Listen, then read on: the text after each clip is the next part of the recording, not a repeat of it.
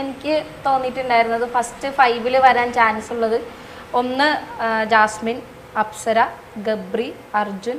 ജിൻഡോയുടെ first ടൈമിൽ എനിക്ക് തോന്നിയിട്ടില്ല, കാരണം അത്ര മീൻസ് പുള്ളി ചെയ്യുന്ന കാര്യങ്ങൾ നമുക്ക് അക്സെപ്റ്റ് ചെയ്യാൻ പറ്റാത്തത്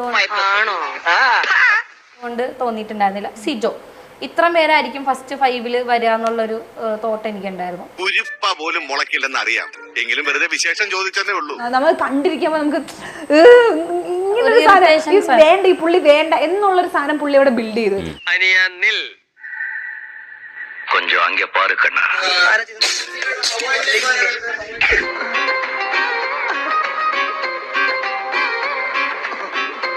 ജാസ്മിൻ യഥാർത്ഥത്തിൽ എന്താണ് ആക്ച്വലി? ബിഗ് ബോസ് ഒക്കെ പെടൂ, ജാസ്മിൻ അല്ലാതെ മനസ്സിലാക്കുന്നുണ്ടല്ലോ. അച്ഛന്റെ അച്ഛൻ എല്ലാവരും ബുദ്ധിജീവികളായിരുന്നു, പക്ഷെ ഇതിന്റെ ഇടയ്ക്ക് ഒരു മന്ദബുദ്ധി ഉണ്ടല്ലോ, അതാരാ? അല്ലെങ്കിൽ താൻ ഉണ്ടാവില്ലല്ലോ. ജാസ്മിൻ യഥാർത്ഥത്തിൽ ഇത് തന്നെയാണ്, അതായത് ആ ബിഗ് ബോസ് ഹൗസിൽ നിങ്ങൾ എന്താണോ കണ്ട് ആ ജാസ്മിൻ തന്നെയാണ് പുറത്ത്. ഇപ്പൊ ഞാൻ ഇടയ്ക്ക് ശ്രീധുവിനോട് തന്നെ ഇഷ്ടം പറഞ്ഞിട്ടുണ്ടായിരുന്നു. അപ്പം ക്രഷ് വേറെ അർത്ഥങ്ങളാണ്.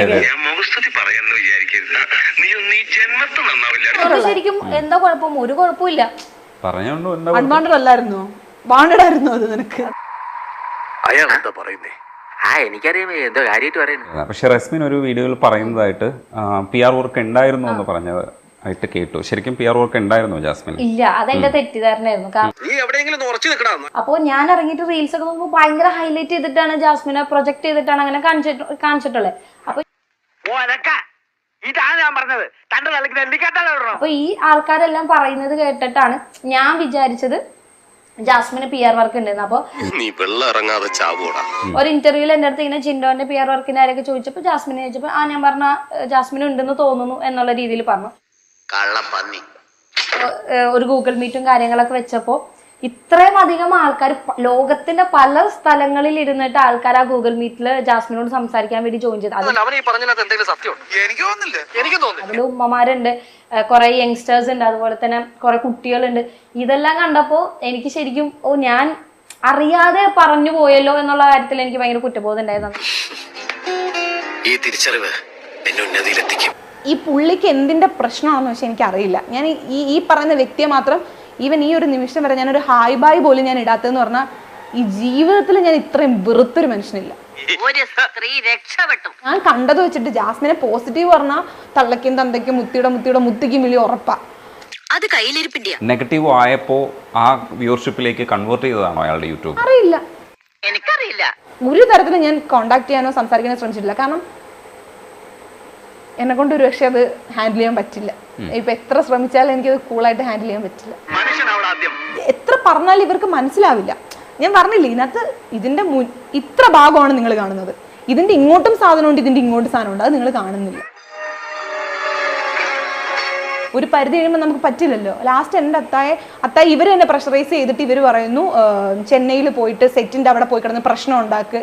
ഇവർ എന്തൊക്കെയാണ് ഈ കൊച്ചു കേരളത്തിൽ സംഭവിക്കുന്ന? എന്തൊക്കെ കാര്യങ്ങളാണ്? എന്താ പറ, എനിക്കറിയില്ല. എന്താണ് ഇത്രയും വൾഗറായിട്ട് കണ്ടത്? ഇത്രയും വൃത്തിയോടെ എന്താണ് ഈ കണ്ടത്? എനിക്കറിയാൻ പാടില്ല ബ്രോ.